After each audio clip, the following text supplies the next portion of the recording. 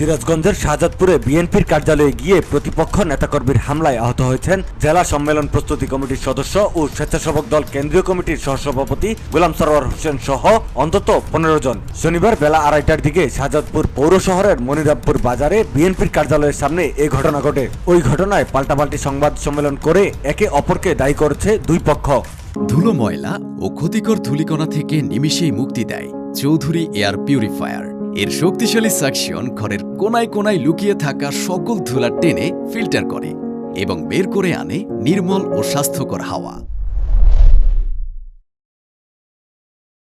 প্রত্যক্ষদর্শীরা জানান, দুপুরের দিকে জেলা বিএনপির সম্মেলন প্রস্তুতি কমিটির সদস্য গোলাম সরোয়ার 20-30 জন নেতাকর্মী নিয়ে দলীয় কার্যালয়ের সামনে যান। এই সময় বিএনপির কার্যালয়ে আগে থেকে অবস্থান নেওয়া জেলা বিএনপির উপদেষ্টা এম.এ. মুহিতের সমর্থকদের সঙ্গে দলীয় কার্যালয়ে প্রবেশ নিয়ে বাকবিতণ্ডা ও হাতাহাতি শুরু হয়। এক পর্যায়ে গোলাম সরোয়ার সহ তার কর্মী সমর্থকদের ধাওয়া এবং লাঠিপেটা করা হয়। এতে অন্তত 15 জন আহত হয়েছেন।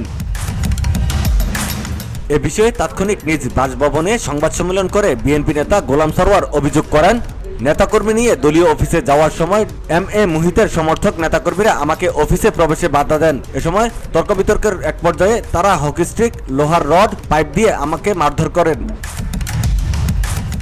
অপরদিকে দলীয় কার্যালয়ে পাল্টা সংবাদ সম্মেলন করেন মুহিতের সমর্থক উপজেলা বিএনপির সদস্য সচিব আরিফুজ্জামান আরিফ। তিনি বলেন, শাহজাদপুরের রাজনীতির সঙ্গে গোলাম সরোয়ারের কোনো সম্পর্কিত নেই। তিনি মূলত কেন্দ্রে রাজনীতি করেন। দীর্ঘদিন যাবৎ তিনি শাহজাদপুরে অনুপস্থিত।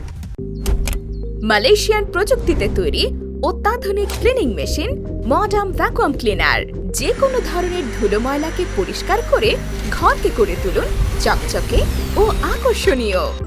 Modem, brand of luxury.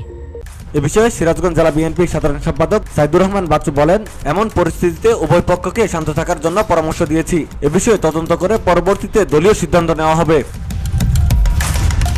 Mehedi Hasan Riyad, desk report, VOD Bangla.